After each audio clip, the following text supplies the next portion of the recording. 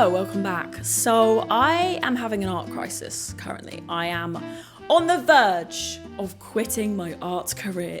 That is dramatic, but I mean, which artist is not having an art crisis in 2026? I think I'm just slightly bored of watercolors, which I've been using solidly for the last year. I've locked myself in a watercolor box. I'm living in a watercolor world. And I kind of hate to admit that I miss oil painting. Oil paints, the problem child of the painting world. It's messy, it's smelly, it's bad for your health, I think. Actually, it's definitely bad for your health. White spirit has been known to cause all sorts of physical problems, neurological problems. I am nevertheless feeling a calling towards oil paints, so I thought I would vlog the process of trying to be an oil painter once again. Love watercolors, not gonna quit my watercolor era, just need to mix it up a little bit. So yeah, I have my old crusty and dusty oil paints here, which I've had for many years, and they've probably all congealed into a globule of gloop. But yeah, gonna crack those bad boys out and also restock on some new paints as well as some big canvases. The last actual oil painting I did was 2 years ago, and it was a picnic scene. I think that was part of a vlog actually.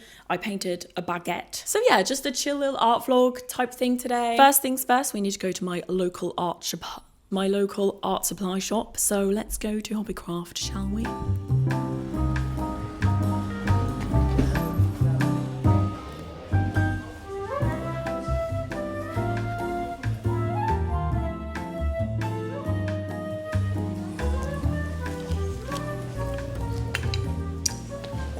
I need the paint section. I only like the synthetic ones, not the hair, hog hair.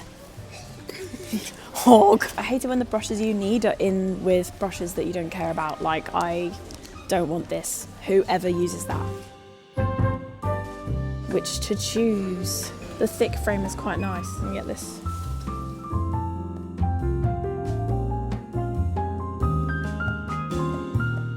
I love how they're all labelled perfectly, and then this one's just like a handwritten label.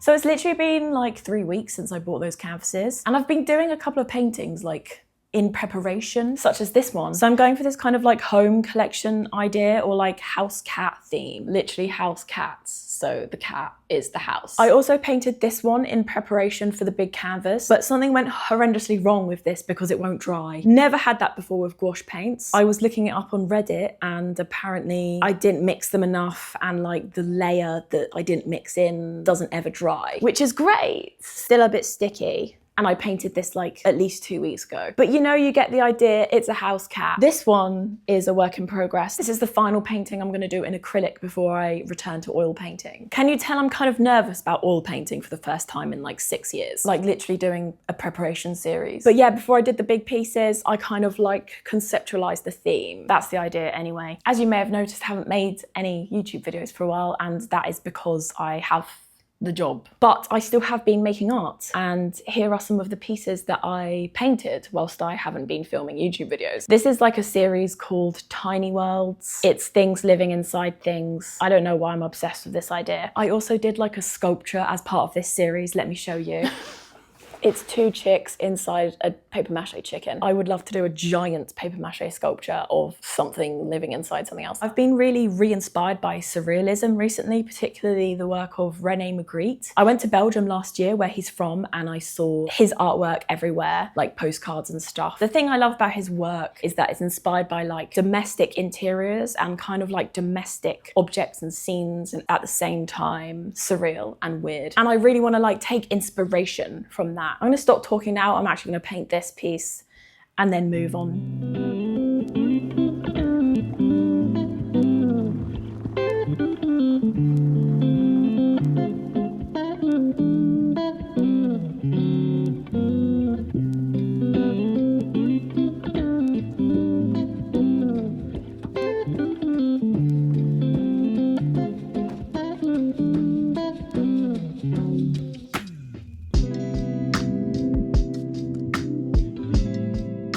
In hindsight, I definitely should have painted this piece in oil paints just to prepare myself. more for the big canvas because I haven't used oils for so long and that would have really been beneficial. But no, here I am painting in acrylics. As I said before, I think I was just really trying to hone in on a theme for this painting series. I think that's something I've really noticed with other people's art that I enjoy. Like, they have such a strong idea and theme to their work, which makes it more memorable and recognizable in a way. Because I kind of have this constant battle where I'm worrying about if I'm being true to my art style. I know this is a common concern among artists. I've seen it everywhere in forums, like on YouTube. People are like, how do I find my style? Blah, blah, blah. And that's something that's really put me off trying different materials or like switching between types of paint, because I'm like, will my style still come through? But honestly, over the past year, I think really letting go of that whole art style conundrum has genuinely helped me find a style, because at the end of the day, whatever you paint, it's gonna be your style. Like, it's gonna come through naturally if you're not trying to force something else or someone else's style. But focusing on an idea or concept is going to allow you to obsess over something outside of how it looks. This is quite abstract. I'm not sure if I'm making much sense, but after years of stressing over trying to have a style, the most fun I've had with making art is not trying to have a style. I just think experimenting with different techniques and materials is so important and fun, actually. I just think it's good practice to not limit yourself too much when it comes to making art.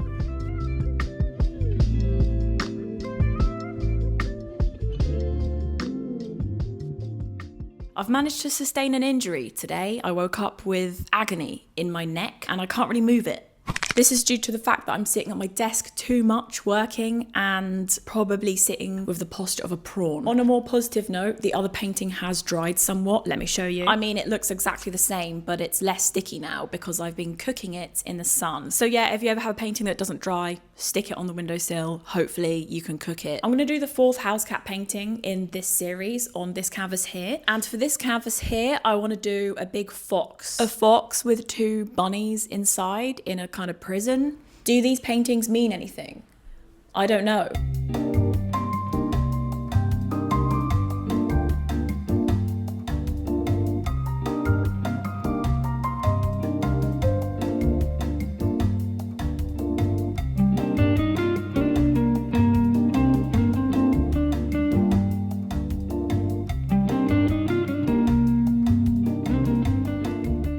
I've decided to do an acrylic underpainting for this piece before moving into the oils, and I know what you're thinking. She's backing out, she's not going to do oil paints. I am going to do oil paints. I'm scared, okay? The benefits of doing this include being able to make more mistakes in oils and wipe them off without revealing some white canvas underneath, prepping the surface of your canvas so now it's a lot smoother for the oil paint to go on top of. Also saving money because oil paint is very expensive and I will use significantly less oil paint. If I do this in acrylics, then I won't waste so much time and money doing it in oil paints. Am I just putting off using oil paints even longer? Probably.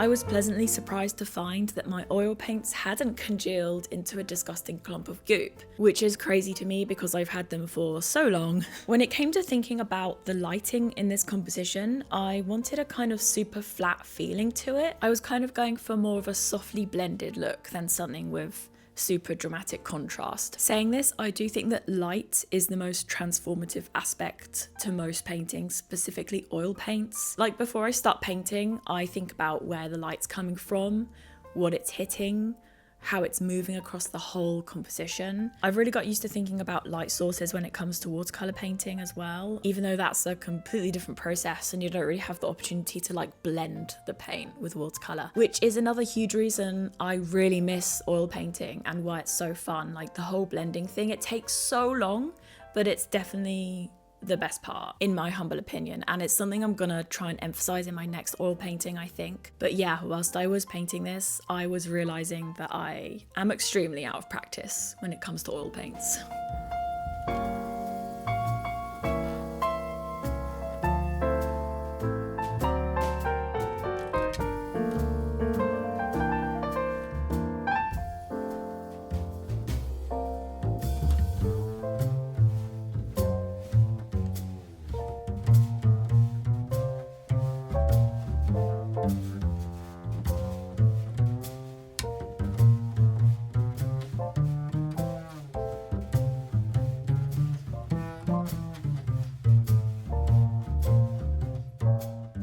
Okay, so progress has finally been made, but I spent the whole of the first day painting these two cats here. Mainly the markings on this ginger cat, which frustrated me greatly. Yeah, I spent a good couple of hours trying to get those markings to look right, and I'm not happy with them, but I had to move on, so... But yeah, I did spend most of the first day doing this, extremely frustrated with this ginger cat. That cat is a troublesome little bugger, that's all I can say.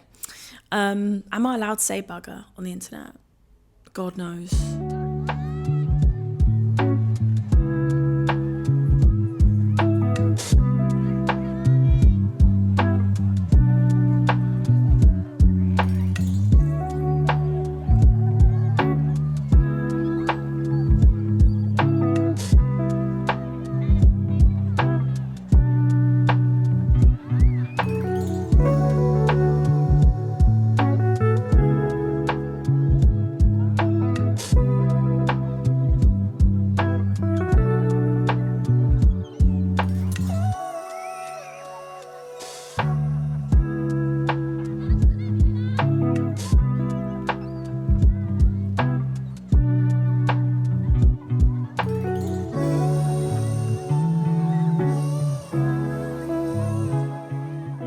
This was the main part of the painting where I was thinking about a light source, because as you can see there is a window behind that mouse in the room and there's a blue sky through the window.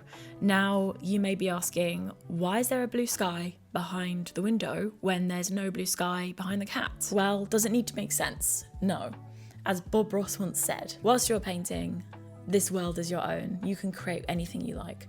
I've completely butchered that quote, but you get the gist. We're looking at a cat with the roof on its back, so the blue sky is the least of our problems. Yeah, I don't know how I landed on the cat theme. Honestly, I didn't even know I liked cats that much, but I guess they're fun to paint. And mice, always been obsessed with mice. How do you lot come up with ideas? If you're an artist watching this, tell me how you think of things. Because I don't really have an explanation. So I would love to hear yours. Do you also just paint whatever you want? Do you have any kind of theme going on in your artwork at the moment? If you're an artist, that is. Are you an artist? Oh my God, so many questions. Will you wear wigs? Yeah, I spent a lot of this time painting in complete silence, which sounds extremely unhinged, but I actually think it was quite healthy. Sometimes you just don't want any noise, like no podcast, no music. And I think that is really revitalizing sometimes, until you start thinking too much, and then you should probably just whack on some tunes.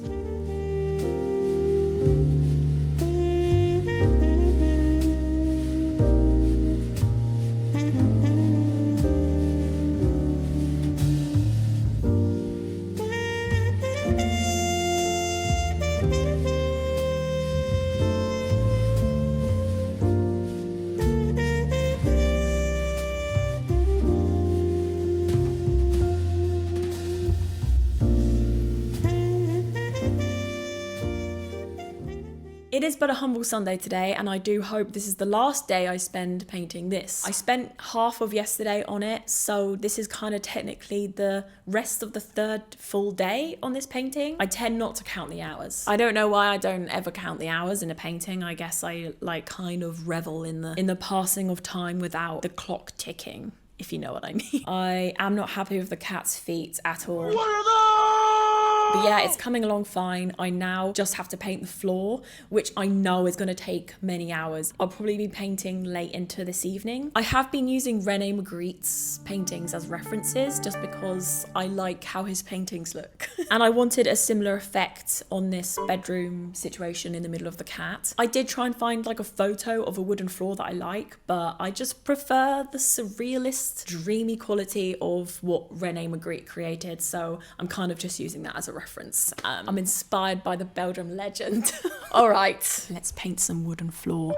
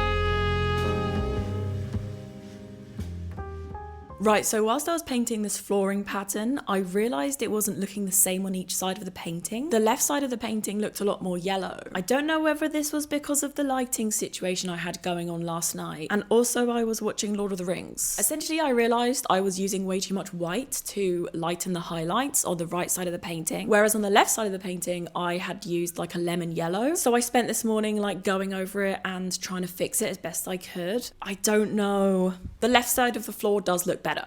I'm not gonna lie. But yeah, I think we got there. I think this painting is pretty much done. As you may or may not know, oil paint takes weeks to dry properly. I have heard of people using some kind of like medium to speed up the drying process. I don't have any of that. I probably should have bought some. Hindsight is a wonderful thing. But yeah, I hope you like my painting. I think next time I'm gonna work on the background first, let it dry, and then do the foreground. Because actually the most challenging part was painting the background where it meets the foreground and then having to like paint over the mistakes because I was painting over the foreground accidentally. If that makes any sense at all, I don't know. In conclusion, will I carry on oil painting? Yes. Will I continue my watercolor series? Yes. Also, I have a question. Do you think my Tiny Worlds watercolor series would translate well into a giant oil painting? I don't know if that's the worst idea ever. Willing to give it a go though. Yeah. Thank you so much for watching until the end of this video. It's been a joy. Take care of yourselves and I'll see you in the next one.